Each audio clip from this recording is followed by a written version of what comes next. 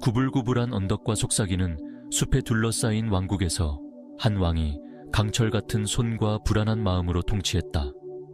그의 곁에는 신뢰받는 재상이 있었다. 깊은 지혜를 가진 이 사람은 차분한 태도와 통찰력 있는 말로 널리 알려져 있었다. 재상은 독특한 믿음을 품고 있었다. 마치 마음속에서 조용히 타오르는 불꽃처럼 어떤 일이 일어나든 그 모습이 어떻든 더 큰 선을 위한 것이라는 믿음이었다. 이 확신은 인생의 폭풍 속에서도 그를 이끄는 확고한 나침반과 같았다. 왕은 나름대로 현명했지만 행동하는 사람이었다. 판단이 빠르고 결정도 단호했다. 그는 재상의 조언을 소중히 여겼지만 흔들리지 않는 낙관주의에 종종 당혹스러워했고 때로는 짜증까지 느꼈다. 불길한 어느 아침, 왕이 궁정 마당에서 검술을 연습하던 중 한 발짝 잘못 내디뎌 칼날이 허공을 가르며 그의 발을 베었다. 돌바닥에 피가 번졌고 발가락 하나가 잘려나갔다. 작은 상처였지만 고통스러웠다. 육체적 고통은 날카로웠지만 굴욕감은 그보다 더 날카로웠다. 절뚝이며 분노한 왕은 재상에게 시선을 돌렸고 동정을 기대했다. 그러나 재상은 평소의 침착함으로 이 불행마저도 더 큰 선을 위한 것이라고 선언했다. 왕의 분노는 언덕을 휩쓰는 폭풍처럼 터져나왔다. 발가락 하나를 잃는 것, 왕으로서 불완전함의 표식이 어떻게 저주가 아닌 다른 무엇일 수 있겠는가? 자존심이 몸만큼이나 상처받은 그는 재상의 말이 무익할 뿐 아니라 모욕적이라고 여겼다. 격노한 그는 재상을 왕국의 가장 깊은 감옥에 가두라고 명령했다. 그곳은 차갑고 어두운 희망이 거의 머물지 않는 곳이었다. 경비병들에게 끌려가면서 재상은 뒤를 돌아보며 부드러운 미소를 띠고 늘 하던 말을 반복했다. 모든 일은 이유가 있고 그 이유는 선한 것이라고. 왕은 고통과 원한을 품고 재상의 말을 어리석은 자의 헛소리로 치부했다. 궁정의 생활은 계속되었지만 재상의 안정적인 존재가 사라지며 조용한 공허함이 남았다. 왕의 상처는 치유되었지만 잃은 발가락은 그의 불운을 끊임없이 상기시켰다. 2달 후 사냥의 짜릿함으로 위안을 찾고자 왕은 왕국을 둘러싼 광대한 숲으로 모험을 떠났다. 추격은 흥분을 불러일으켰고 바람은 소나무 향과 자유의 느낌을 실어왔다. 하지만 순간적으로 사라진 사슴을 쫓다가 수행원들로부터 너무 멀리 떨어졌다. 한때 친구였던 숲은 이제 배신자로 변했다. 그는 홀로 고대 나무들 속에서 길을 잃었다. 그림자 속에서 한 부족이 나타났다. 그들의 얼굴은 의식의 상징으로 물들었고 눈은 의도로 빛났다. 그들은 거친 밧줄로 왕의 손목을 묶고 과거의 재물의 흔적이 남아있는 돌재단이 서 있는 공터로 그를 이끌었다. 부족은 신들을 달래기 위해 희생이 필요하다고 믿었으며 위엄있고 강한 왕은 적합한 제물로 보였다. 의식을 준비하며 그들의 주술사가 왕을 면밀히 관찰했다. 그의 시선은 왕의 발에 멈췄다. 거기서 잃은 발가락은 불균등한 윤곽을 남겼다.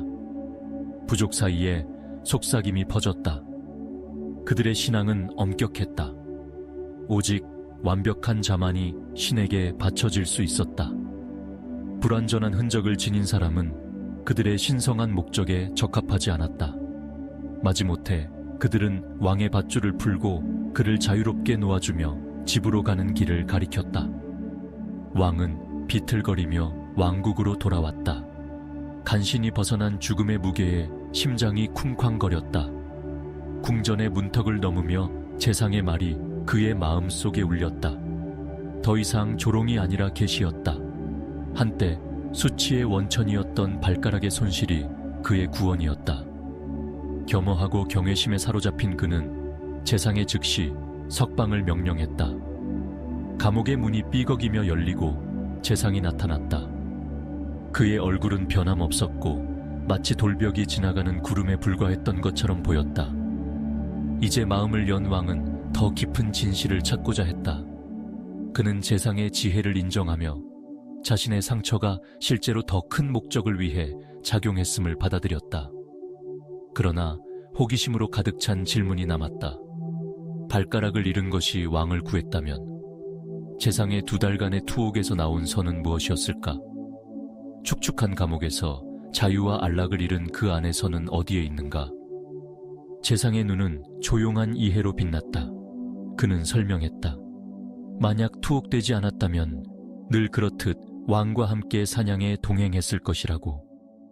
부족에게 붙잡혔을 때 왕의 불완전함이 그를 구했지만 흠없는 재상은 의식의 완벽한 제물로 여겨졌을 것이다. 차갑고 무자비한 감옥은 그를 사슬보다 훨씬 더 나쁜 운명에서 지켜준 방패였다.